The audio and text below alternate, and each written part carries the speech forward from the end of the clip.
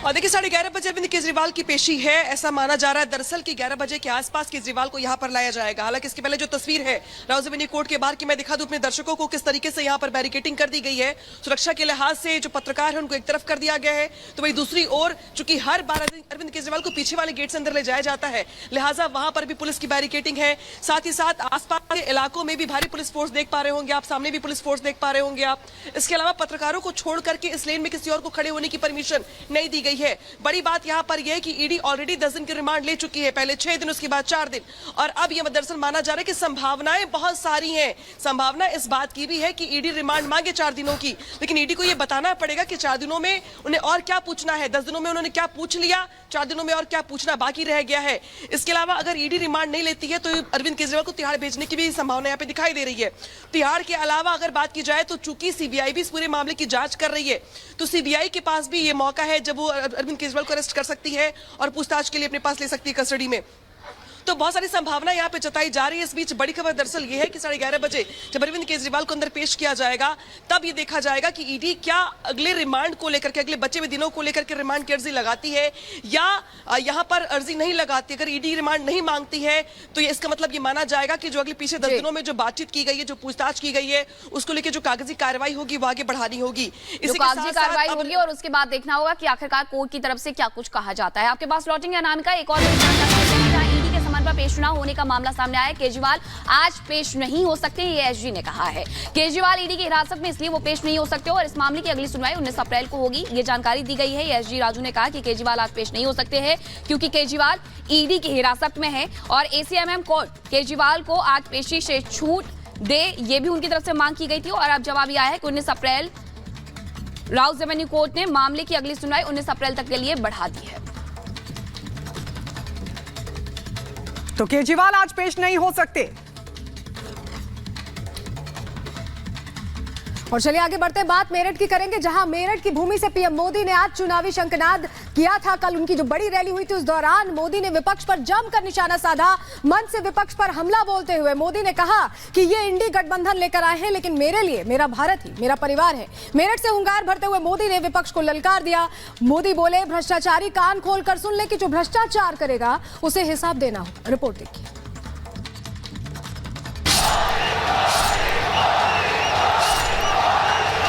जब मोदी पूरी ताकत से भ्रष्टाचार के खिलाफ लड़ाई लड़ रहा है, देश मोदी जी की गारंटी पर विश्वास करता है। 2000 लोकसभा चुनाव को लेकर प्रधानमंत्री मोदी ने कमर कस ली है।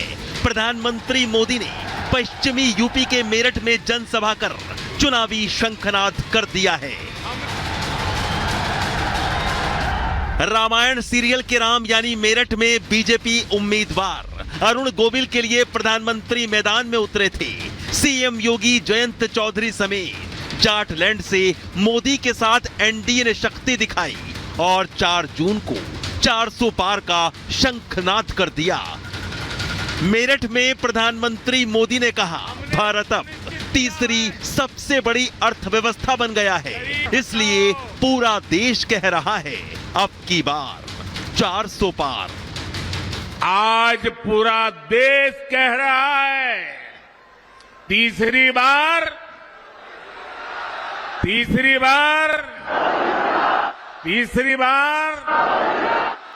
4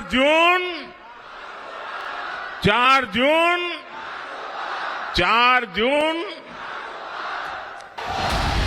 मेरठ में चुनावी रैली के दौरान मोदी ने विपक्ष पर जमकर निशाना साधा। मंच से विपक्ष पर हमला बोलते हुए मोदी ने कहा कि ये इंडी गठबंधन लेकर आए हैं, मेरा भारत मेरा परिवार है, इन लोगों से डरने वाला नहीं हूं। जब मोदी पूरी ताकत से भ्रष्टाचार के खिलाफ लड़ाई लड़ रहा है, तो इन लोगों ने मिलकर एक इंडी गठबंधन भी बना लिया है।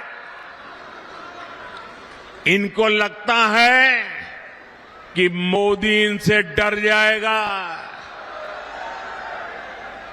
लेकिन मेरे लिए मेरा भारत मेरा परिवार है। मेरठ से हुंकार भरते हुए मोदी ने विपक्ष को ललकार दिया। मोदी बोले, भ्रष्टाचारी कान खोलकर सुन ले, ये मोदी है रुकने वाला नहीं। पूरे देश में बिस्तर से नोटों के ढेर निकल रहे हैं, कहीं दीवारों से नोटों के ढेर निकल रहे हैं। कहीं बिस्तर के नीचे से नोटों को ढेर निकल रहे हैं, कहीं दीवारों से नोटों के ढेर निकल रहे हैं। मेरी गारंटी है, इन भ्रष्टाचारियों ने, इन बेईमानों ने जिसका धन लूटा है, उस धन को मैं लौटा भी रहा हूं। मेरठ से चुनावी हुंकार भरते हुए मोदी ने इंडी गठबंधन को चुन चुनकर जवाब दी। कांग्रेस पर हमला बोलते हुए प्रधानमंत्री मोदी ने कहा कि इंडी गठबंधन वाले न देश के जवानों और न किसानों के हित का सोच सकते हैं। कांग्रेस ने चौधरी साहब को उचित सम्मान नहीं दिया। भारत रत्न पर संसद में चर्चा हो रही थी, तब इंडी गठबंधन ने पार्लियामेंट के अंदर जो किया वो पूरे देश ने देखा है। प्रधानमंत्री मोदी की इस रैली में मेरठ के अलावा बागपत, बिजनौर, मुजफ्फरनगर और कैराना लोकसभा क्षेत्रों के लोग भी शामिल हुए। वहीं मेरठ की इस रैली में मंच से मुख्यमंत्री योगी आदित्यनाथ ने भी समाजवादी पार्टी और कांग्रेस पर जमकर हमला बोला। योगी ने कहा कि सपा और कांग्रेस की सरकारों ने पश्चिमी उत्तर प्रदेश में दंगा करवाया, कर्फ्यू लगवाया। सीएम योगी ने कहा, ये चुनाव राष्ट्रवाद बनाम परिवारवाद के बीच है। समाजवादी पार्टी और कांग्रेस की सरकारों के समय इस क्षेत्र ने उनकी दंगा पॉलिसी को झेला है, उनके कर्फ्यू के उन यातनाओं को झेला है। एक तरफ जहां प्रधानमंत्री मोदी ने मेरठ से बीजेपी उम्मीदवार अरुण गोविल के लिए वोट की अपील की, तो रामायण सीरियल के राम के नाम से मशहूर अरुण गोविल ने रिपब्लिक भारत से क्या कुछ कहा, आप भी सुनिए। राजनीति की सेवा करने जा रहे हैं, जनता की सेवा करने जा रहे हैं और जनता ने काफी आस लगा के बैठी है आपसे। हाँ, दोनों है सेवा ही। वो मॉरल्स की सेवा थी, आध्यात्मिक सेवा थी।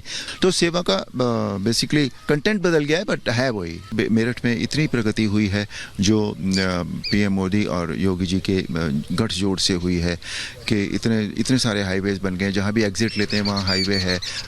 आज भी उन्होंने बताया कि एजुकेशन का बहुत बड़ा हब बनेगा। तो बहुत काम किया है उन्होंने, एंड आई थिंक उनके जैसा व्यक्ति इस देश को मिला है, ये इस देश का सौभाग्य है।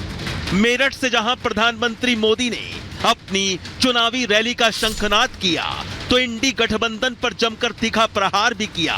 वहीं मोदी की चुनावी रैली में तो मुस्लिम महिलाएं भी पहुंची, जिन्होंने केसरिया दुपट्टा डाला हुआ था, जो काफी खुश थी।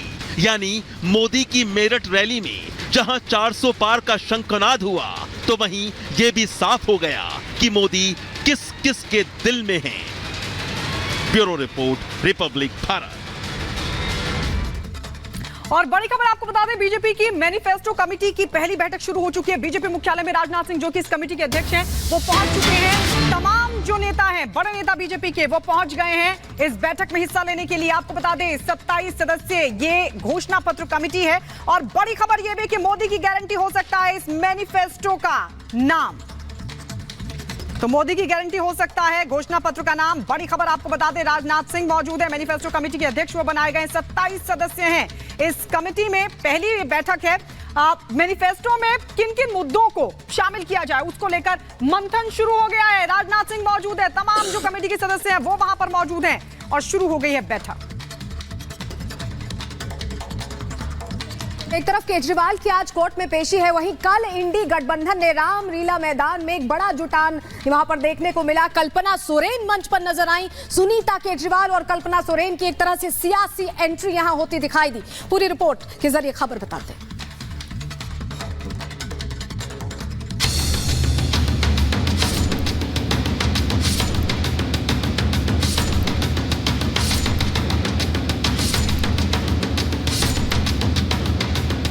केजरीवाल और हेमंत सोरेन की गिरफ्तारी ने इंडी गठबंधन की टेंशन बढ़ा दी है। अब अगला नंबर किसका होगा, ये सोचकर मोदी विरोधी हैरान और परेशान है। भ्रष्टाचार के आरोपों से घिरे विरोधियों को एहसास हो चला है कि अगला नंबर किसी का भी हो सकता है। लिहाजा दिल्ली के रामलीला मैदान से इंडी गठबंधन ने महारैली का आयोजन किया। विरोधियों का आरोप है कि विपक्ष को चुनाव लड़ने से रोकने के लिए जांच एजेंसियों और सरकारी संस्थाओं का गलत इस्तेमाल किया जा रहा है।